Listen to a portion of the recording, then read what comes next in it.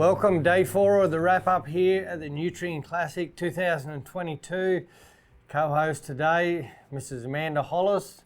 Welcome, Amanda. Thank you, Brett, and thank you for having me. No, it's a pleasure, and it's the right time to have you up here while it's still a little bit hot outside.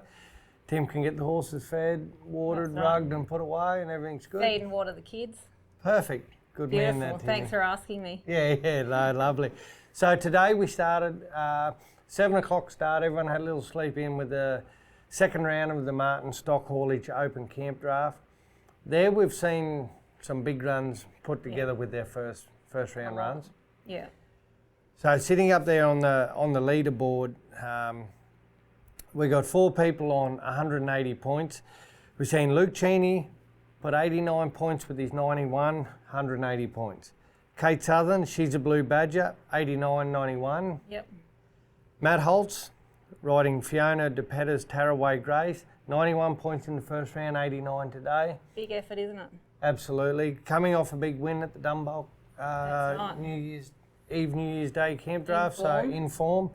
Hugh Miles, time's up. Run 90 yesterday and 90 today. They like it here, that combination, don't they? They do. They've last year they were runner-up in the Open Draft, runner-up in the Stallion Shootout. Huey's got a point to prove, and she's gloves are off come finals time. Game face is on. Yeah. Yep. So also we had the second round of the Nutrien Classic, the one that everyone comes for. So we had a 92 with Dan Condon leading, 91 Max Shen, and then we're back down into our 90s. So Max Shen, cool as a cucumber. Locked one round, didn't he? He's gone 89 with his 91. He's shot to a clear lead going into the final, 180 points. And solidly, like that mare went really well, didn't she? It's a testament to how well he listens to Gail, because he's riding it to perfection, and just how Gail has instructed him. Behind every good man, there's a good woman, isn't there? Well, that's what comes to the next thing. Tim's got one in the final of the Martin Stock Haulage Open Camp Draft. You have trained it, prepared it, brought it here. You've just let him have a little turn. I know. And he's had a go, and he's in the final, like happy days. Geez, he's lucky, isn't he? He's a good man too. So there we are. We've that's our second round of the Classic.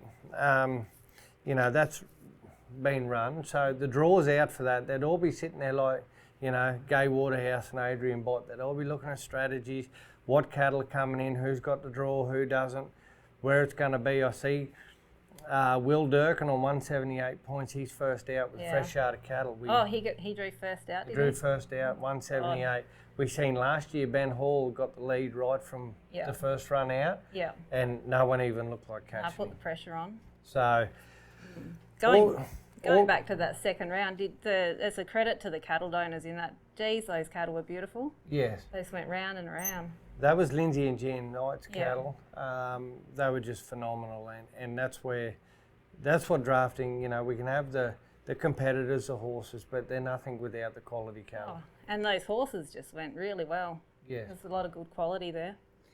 Now, right up there we had, and Cody Stevens backed it up in the second round. He ran 89, so he's on 179. Shari Knutson on Floozy Cat, 179. No one's got it easy, and no one's got it. It's not over. It's not in the bag, is it? No, and it's like I say, it's all down to the, we've got to look at the draws and where it's going to be, and who gets the cattle. So it's going to be a ding dong battle. It's anyone's, isn't it? So tonight we see the very first event, a 2022 Nutrien Classic, wrapped up, won, prizes handed out, which includes the Navajo Trailers horse float, which is a Pryde's EasiFeed Performance Horse Challenge. So in that, this arena's going to be a buzz tonight. Everyone's going to be up here, masks on, because that's what we've got to do. So everyone will have their mask on. But it won't stop the cheering. It's going to be electric. The atmosphere is just going to be through the roof. With that, we've got 3 past champions of that challenge. They've all won the horse float before. They're all back here. They're leaders. They know what it's about. They've had the taste for it, haven't they? They've been there. They know what it takes to win. Add on top of that, we've got 3 Cloncurry Challenge champions in there as well. And last year's winner. Absolutely. Yeah. And the year before's winner. So, Yep. you know, you look at, we've got Adam Roble on Nips and Tucks, won it last year, back in to defend. Then you go the rider from the year before, Josh Smith on Gee I'm Hard. It's just packed with horses and riders that can get Lots out of good there combinations, isn't there? and get it done. Not only that, we take 5 young guns through to that final to give those a taste of what it's like to be in a big final, big atmosphere. So you've got Paxton Pulford, Catherine Hensberger, Warwick Pearsall, Zeb Pearce and Bonnie Hiscock. It's a great team to go in there and just show them off, and then they get to feel the atmosphere. Yeah, it's good, isn't it? Yeah, absolutely. It's just going to be awesome to see someone drive out of there tonight with that trailer. With that new trailer. It's unbelievable. So tomorrow we're going to kick off with the pre-works. Yep. We're going to pre-work from lot 1 to lot 320. That's where we start to see people sit down with their catalogues, get out of competition mode. Start studying. You see a lot of those top competitors put the boat shoes on, cruise up here, sit down and start studying. Like now's where the Bible comes out. And Trying to find next year's winners. Yeah, they've got to get that next horse, the next champion, Yep. or possibly the 2-year-old they take home, they mould it their way. Yep. 3 years, within the classic, and away they go. It's another strong catalogue too, isn't it? It's phenomenal. There's siblings in there to, past winners. There's champions that have been in different fields that are, great cutting horses, great camp draft horses, all back in there. The catalogue, no wonder they ended up with over 700 horses. How could you cull it down? Oh, lots of strong genetics, isn't there? There is. And so tomorrow we kick off with the first round of the NCCA rider, the Pryde's NCCA rider, round 1.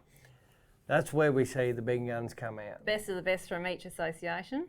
And they love to come here, flex their muscles against. They come as a team. They all sit there. They all look at cattle together.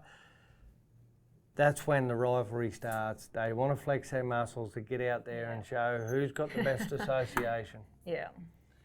Then we've got the first of the finals that come out of the Classic. So we've got the Cover Drive Arena Bar, the Geldings Dash for Cash.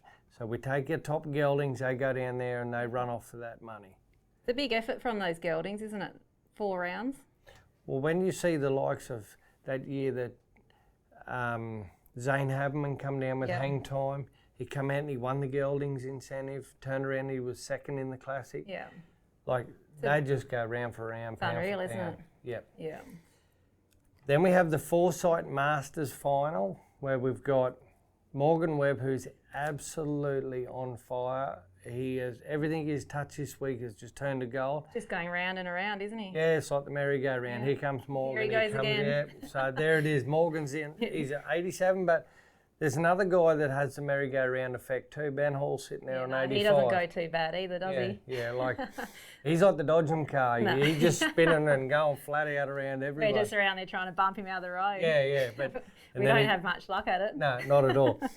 And then we'll come down to the Charlie Marr Memorial Young Guns final. That, what a sentimental event that is, and how touching it is, and the calibre of rider.